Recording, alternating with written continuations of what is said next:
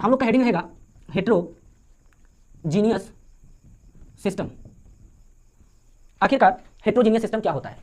तो दरअसल हेट्रोजीनियस का मतलब पहले समझेंगे कि जो हेट्रोजीनियस होता है ये दो वर्ड से मिलकर बना है, हेट्रो प्लस जीनियस, और इनको कंबाइन करके बना है हेट्रोजीनियस सिस्टम।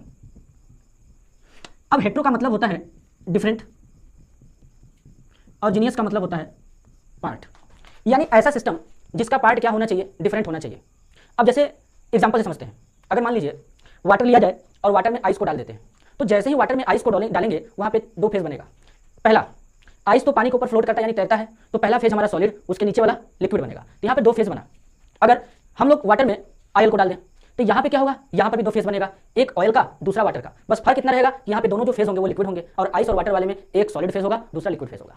तो ये पहचानने का तरीका होता है। तो आपको हेट्रोजीनियस सिस्टम का मतलब समझ में आ गया होगा। अब इसका लैंग्वेज कैसे लिखेंगे एग्जाम में, तो सीधा सीधा लिखेंगे ए system consist two or more phase is called heterogeneous system, यानी ऐसा सिस्टम जिसमें दो या दो से ज्यादा फेज हमारे होंगे उसे हम लोग हेट्रोजीनियस सिस्टम कहेंगे।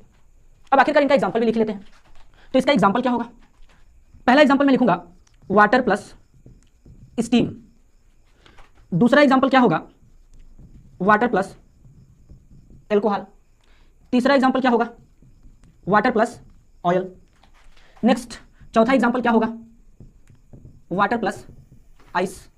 तो ये जब जितने भी तमाम प्रकार के एग्जांपल होंगे ये यहाँ पे। अब जैसे वाटर और स्टीम का क्या कनेक्शन है, जैसे मान लीजिए वाटर लेंगे, वाटर अब क्या होगा जब उसको हीट करेंगे तो वो धीरे धीरे क्या होगा, वेपराइज होगा, वेपराइज होने का मतलब वेपर में कन्वर्ट होगा। तो वहाँ पे हमारे दो फेज बनेंगे, पहला ऊपर वाला जहाँ पे वेपर होगा और नीचे लिक्विड, तो यानी वहाँ पे वेपर और लिक्विड का फेज बनेगा। अब वाटर में अगर एल्कोहल को डिजॉल्व किया जाए, दरअसल बात यह है कि जब वाटर में एल्कोहल को डिजॉल्व करते हैं तो वहाँ पे हाइड्रोजन बॉन्डिंग के कारण जो होता है एल्कोहल हमारा वाटर में डिजॉल्व हो जाता है। लेकिन जो हायर एल्कोहल होते हैं जिनमें कार्बन चेन जो होता है लेंथ लंबा होता है, तो दरअसल उनमें स्टेरिक फैक्टर काम करता है, तो वो उस टाइप के एल्कोहल वाटर में डिजॉल्व नहीं होते हैं। तो वहां पर भी एल्कोहल और वाटर के बीच में क्या होता है, फेज बनता है, और उनके बीच जो फेज होता है वो लिक्विड लिक्विड फेज होता है। जब उसके बाद वाटर में हम लोग ऑयल को डिजॉल्व करेंगे तो वाटर में ऑयल भी डिजॉल्व नहीं होता है, तो ऑयल और वाटर के बीच में फेज बनेगा, लेकिन यहाँ पर भी लिक्विड लिक्विड फेज होगा। तो मतलब दो लिक्विड के बीच में भी हो सकता है, सॉलिड लिक्विड के बीच में भी हो सकता है, और वेपर लिक्विड के बीच में भी हो सकता है। तो ये इसका ये एग्जांपल है। तो इस टाइप के सिस्टम को हम लोग हेट्रोजीनियस सिस्टम कहते हैं, इसे हेट्रोजीनियस सिस्टम कहते हैं। ये इसका एग्जांपल, ये इसका लैंग्वेज हो गया। एकदम इजी वे में एक एक पॉइंट को समझते हुए आसानी से एकदम आराम से धीरे धीरे लिखते चलेंगे और एक एक टॉपिक को क्लैरिटी के साथ समझेंगे। तो ये